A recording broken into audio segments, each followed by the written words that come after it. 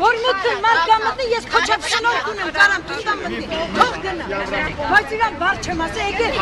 Հանգիս խնդիր չկա։ Ինքը չի թողում ես հանգիս։ Ես խնդրելով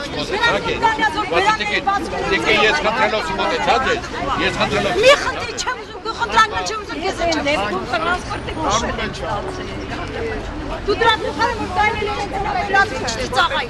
Այ դրա փոխարեն։ Չեք ամաչում դուք։ Չի ամանչում, ամանչում։ Չէ։ Այդպես բան չկա, մի բան։ Ինչ անեմ, հանգիստ քայլում եմ, ըստ է մի գալին դե, քո ինչ գործա որտեղ բանի։ Պետական փողոցա որտեղ ուզում դե գտայ։ Հանգիստ կան։ Չի գործած։ Կառավարության Ոյ մերտես կառավարությունը, ձեր կառավարություն, ձեր կառավարություն։ Հայ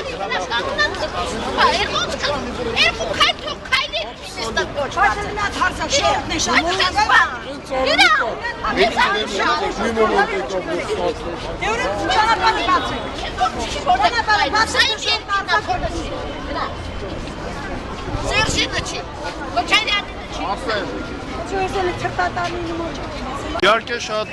լավ կլինի, որ մեր կառավարությունը այնպես գործի, ընդհանրապես իշխանությունները այնպես գործեն, որ նմանատիպ զանգված բողոքող քաղաքացիների չառաջանա եւ մենք ավելի հանգիստ ռեժիմում աշխատենք, բայց քանի լինելու են քաղաքացիներ, որոնք ունեն խնդիրներ եւ այդ խնդիրները լուծման կարիք ունեն, մենք իրենց կողքին կանգնած ենք։ Իսկ անցած շաբաթվա իրադարձություններից ինչ արդյունքներ եք նշեք, ինչ Արդյունք չկա, մենք արդեն տեղյակ եք, որ երեք հատուկ քննչական ծառայության պետին հաղորդում ենք ուղարկել անցագործության մասին։ Մենք սպասում ենք արդեն դրա պատասխանին եւ ըստ ընթացակարգի այսուհետեւս շարունակելու ենք մեր գործունեությունը այդ ուղղությամբ եւ մեղավորները պետք է անպայման պատժվեն։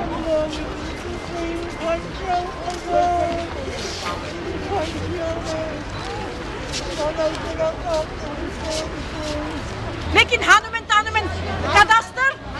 Երևան Զախարյանը որ փողերը գրել է։ Հանել Զախարյան շփրտեն դուս ոչ թե փողեր մի ասել։ Կադաստրը տարել որ մի հատ էլ դե լավ թալանել։ Խուժան Երևան Զախարյան։ Մեծ քիչ է թալանել։ Փոխանակական չեն ստիպեն, դատի տան։ Ձեր Սարգսյանը նրան դատի տա, ասի հանի մարդկանց փողերը տուր։ Տները թալանել ես, փողերը գրպան տեսրել։ Հանի տուր, շենքերը սարքում, շենքը սեփականացնի, պետականացնի այդ շենքը ու մեր հարցերը լուծի ու ոչ մի բան չի անում։ Խեցենց բանկրի, սենց նախագահ կլի, մենք պահանջում ենք այդ նախագահի հրաժարականը, մենք չենք ուզում որ դա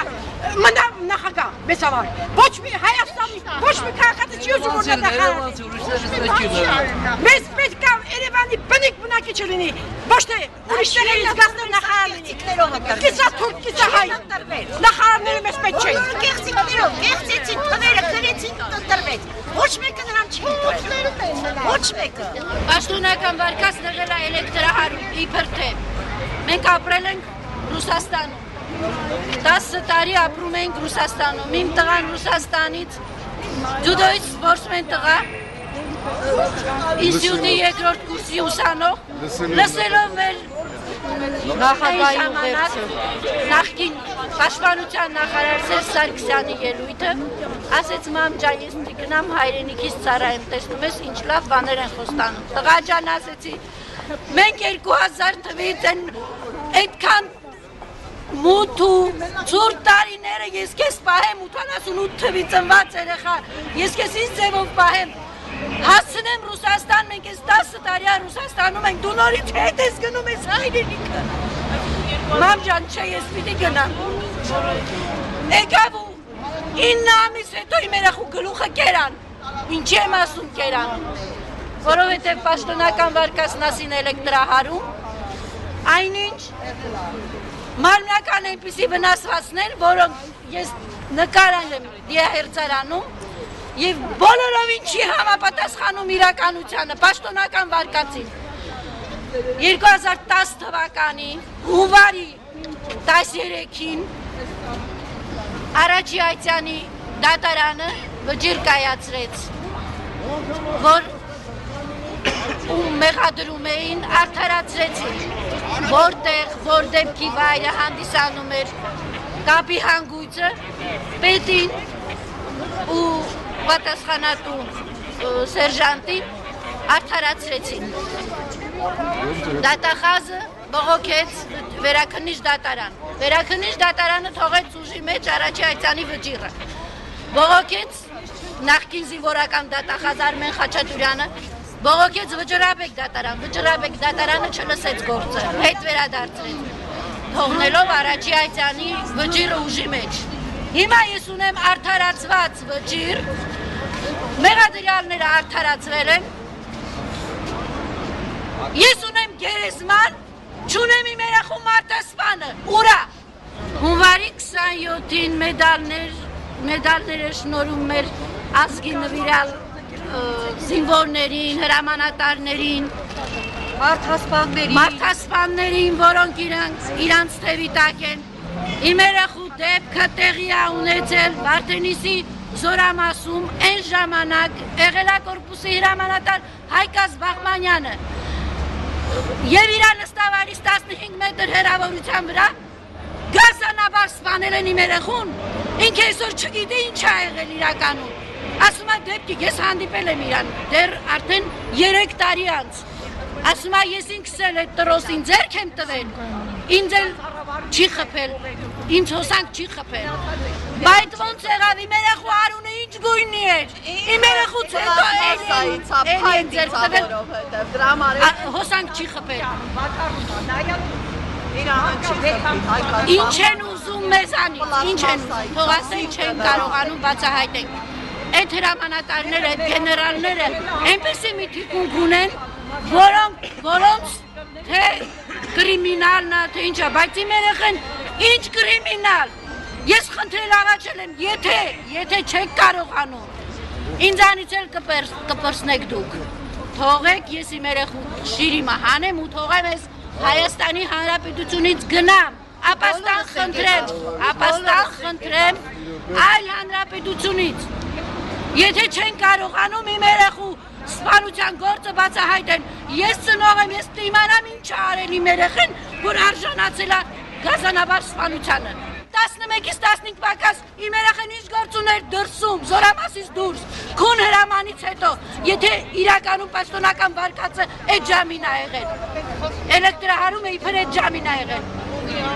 Ինչի Զորամասը բարդակ էր։ Շամշադինի, Տավուշի մարզի Բերդ քաղաքի հիվանդանոցը, մարդասպանության տեղը, ամեն օր սպանում են, ու տնօրենի գործին չեն հեռացնում։ Ինչի չեն հեռացնում,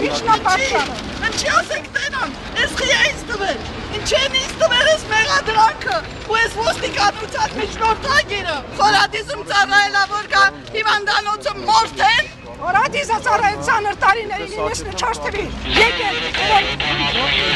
Շիրն եմ կարում, որ սպան, դեմը պտիլի չէ։ միակ որդիս, Ուգոբյան Հալիկի բարիկանը, Աբովյանցի ճաշը, բացահայտեցին իմ տղայիս գործը, լրիվ ցուցմունքները տվեցին, բացահայտեցին, որ սպանել է Աբովյանցի ճաշը եսլիների հետ։ Հիմա 4 օր հետո գործը փակեցին, որ իբրտե ճաշը նեղել է, տղաս ինքը իրեն է խփել։ Ես ինչ կարամ անեմ Միրզաբեգյան Ալիկին, ճաշն է սպանես մեն, բոլորս վախենում ենք, հեստով նայեք, խայդարակ եղնի։ Էլ ուրիշ ճաշ չունիմ, 2 տարի ու կես փակել եմ։ Իրես մայ, հերթով ցույց տա։ Գազանի պես հոշոտել են։ Պետ համալսարանի կիրառական մաթեմատիկա, ֆիզիկայի ֆակուլտետն է սովորել։ Ինչի համար է սպանել։ Արկևա դրվել է, առաջ է գնում, հայրենիք է պաշտպանում։ Գազանի պես հոշոտել եմ, ես իրան պտի սպանեմ, ուրիշ ճաշ չունիմ, մեր օրենքով այդ հարցը չի լուծվում, ես ամեն օր ճաշես դուրը հեշտապահում եմ, որև է մեկին պտի սպանեմ իմ վրեժը լուծելու համար։ Հերիկան զինվորի արումները լավ է, ձերաթորների համար, խպեր սպաներ։ Այսինքն ուղղաչուն են, որով ութեն կապված, աշակակ են կապված, ստացել են հաշմանդամություն։ Եվ մենք ստանում ենք հաշմանդամության փոխհատուցում։ Սովետական միության ժամանակ և մեր նոր անկախ Հայաստանի կառավարման ժամանակ մենք ստացել ենք փոշակներ, այսինքն փոխհատուցում ոչ թե։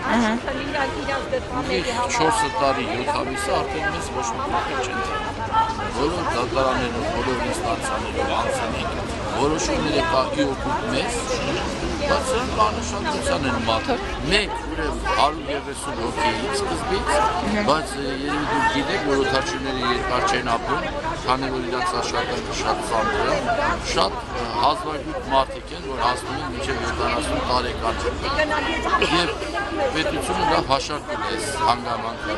130 հոգուց մեզ մնաց արդեն 90 հոգի, 40 հոգին արդեն չկան։ Եթե մի 5 տարի են ձգեն, իրանց համբերությունը հետի, պրոբլեմ եկ չեն ունենա, բոլորս էլ կմահանանք ու իրանք էլ պրոբլեմ չեն ունենա։ Ամեն մի օդաչու ինչքան է փոխհատուցում իրականացվում ամսական։ Վարձի տոկոսը, որը որոշել է բժշկական հանձնաժողովը։ Այսինքն մարդկա 40%, մարդկա 60%, մարդկա մինչև 80%։ Այդ դրամով կասեք ինչքան է կազմում, օրինակ ամիսը ինչքան է X տանում։ 1000 կարող է 300,000, նայած ով ինչ աշխատավարձ է ստանում։ Նայած ինչ աշխատավարձ է ստացել,